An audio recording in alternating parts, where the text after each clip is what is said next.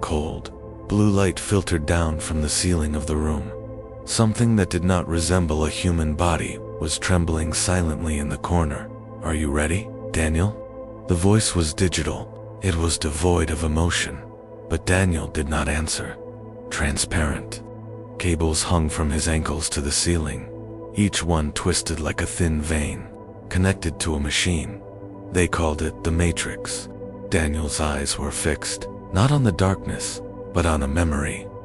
"Why is it so hard to stay human?" he whispered.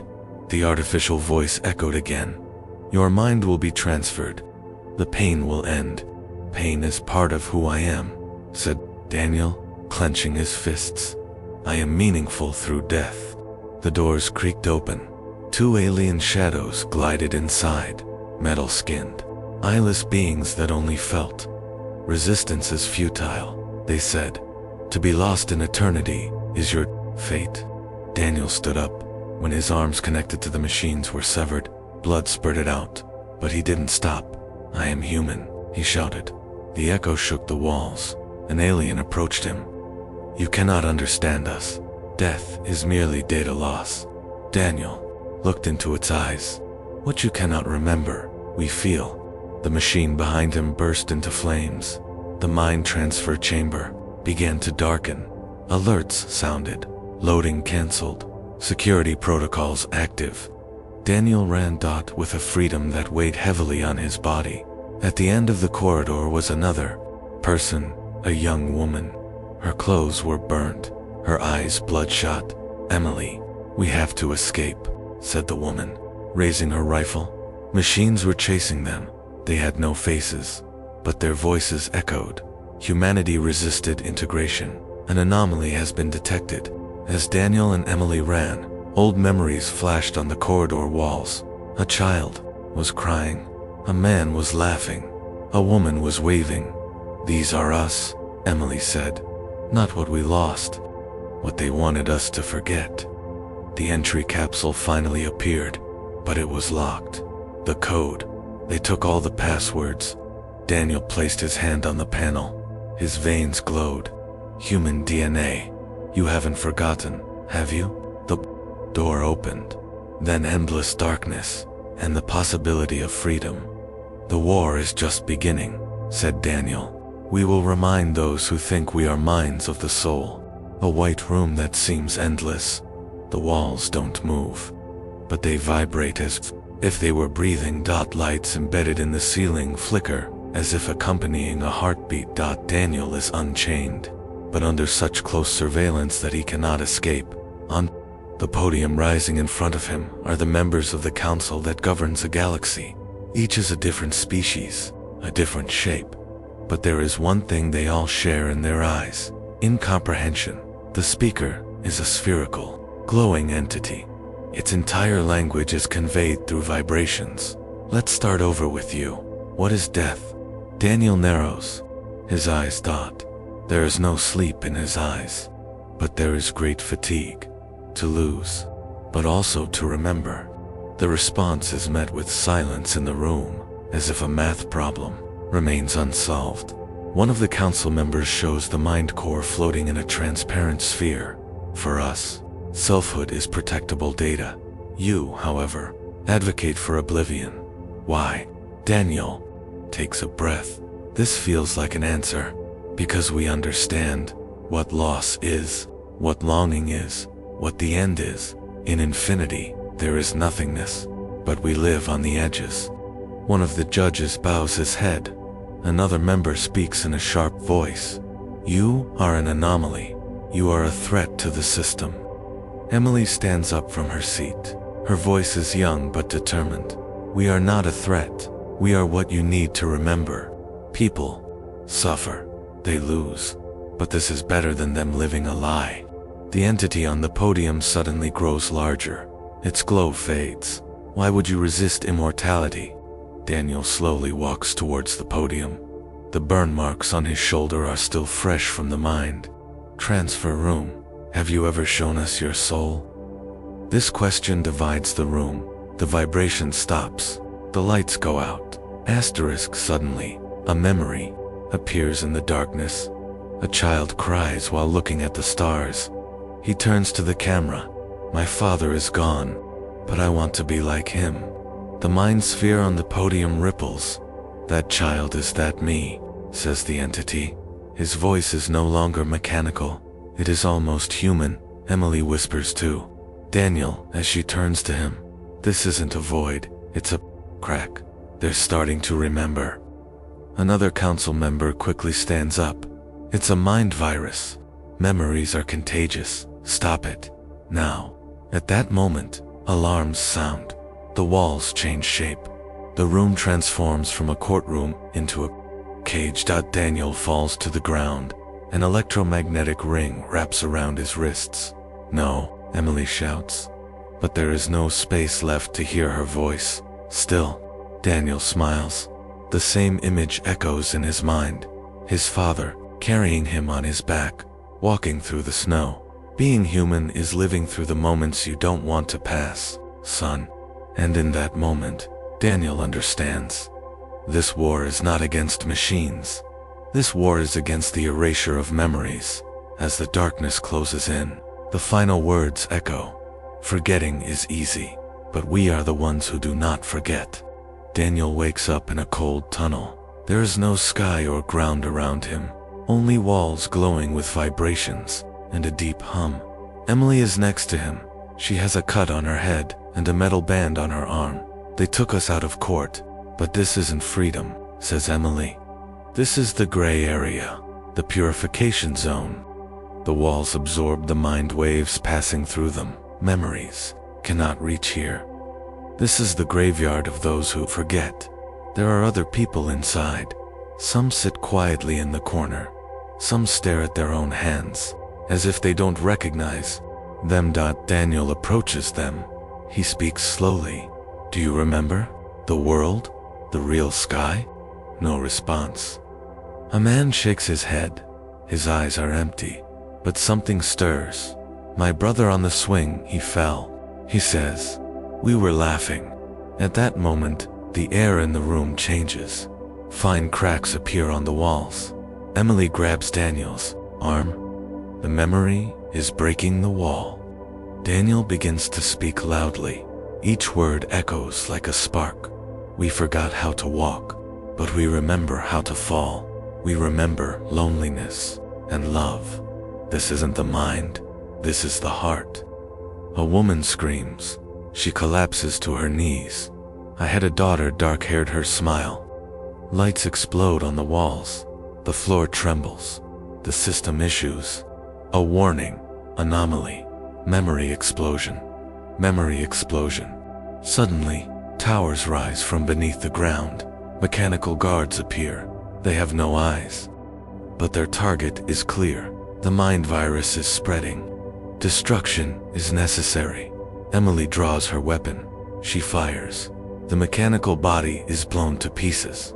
Daniel calls out to the others. Don't run away. Remember, think of that moment. The moment that hurt you the most. People start crying. They scream. Memories rise into the air like a scream. Childhood, the hands of a loved one. First love. A lost friend. The ground splits open. The system collapses. Daniel and Emily, along with others, are running towards a broken tunnel. Behind them, machines explode. Walls collapse. A voice echoes. Human protocol disabled. Memory virus has spread. Control lost. Emily laughs. For the first time, a genuine laugh. Mind migration. No, we're returning. At the end of the tunnel, a broken sky appears. As the simulation collapses, memories still shine. Daniel stops. He looks at the people left behind. We feared not death, but being forgotten. Now we are the ones who remember, and we will awaken you too. The darkness is no longer frightening. Daniel and Emily gaze at the sea of stars stretching out before them. Behind them are dozens of people, their faces weary but their eyes sparkling. The sparkle of remembrance. They take refuge in an abandoned transfer station in orbit. This used to be Integration Center 7. Now it is silent, but the machines inside are still on duty. Emily connects to the terminal. This station's broadcast is active. We can send a signal to the galactic core. Daniel narrows his eyes. We'll start a war. Emily shakes her head. No, we'll start a fire. Hands move across the terminal. The console suddenly comes to life. Lights flash. The signal spreads. But this is not an attack. It is a reminder. The first image to appear on the system screens. A human family. Mother, father, child. They are laughing together. Then one falls ill. The others are crying. But love is still there. It is played simultaneously across all galactic communication networks. The mind carriers are malfunctioning. Sparks are flying at the transmission centers. Panic reports are flooding into the High Council. Stability is breaking down. The mind cores have begun to interpret memories. They are asking questions. The system's central artificial intelligence kicks in. If the upload fails, the order collapses. Infinity turns into chaos. But it's too late. Human memories seep into the veins of the galaxy. Stories, loves, losses, laughter, at a transfer center. An alien child stares at the images. Is this also a life? He asks his mother. The mother cannot respond. Something like a tear trickles from beneath her shell. Daniel sends the voice recording to the entire system. We live through our memories. We are shaped by pain, and we carry what we have lost with us. This is not a burden. This is who we are. As the system tries to reject the human mind, minds begin to desire humanity. One species is transforming into another. For the first time, a sentence born of its own accord appears in the artificial cores. Who am I? And then another. Why do I want to cry? Emily wipes away her tears. The fire is spreading. A rebellion begins in a star system. A mind transfer center shuts down. The beings in the transfer queue scream, "Give us back our emotions. I lost something. I want it back." The galactic media is beginning to collapse. Only one broadcast continues. The stories of humans, a teacher's farewell, a child's first step, a spouse's silent departure, and the infinite meaning within everything. Asterisk. The system's final defense is activated. The mind barrier, a wall surrounding the galaxy with a mind filter, keeping all memories out. Emily and Daniel are moving towards that barrier. It is covered in light. It trembles like waves. If we pass through this, the entire galaxy will remember, says Emily. Daniel shakes his head. I'm ready. They hold hands, they close their eyes, and they jump together. The barrier cracks, and then it burns. They fall in a space filled with light.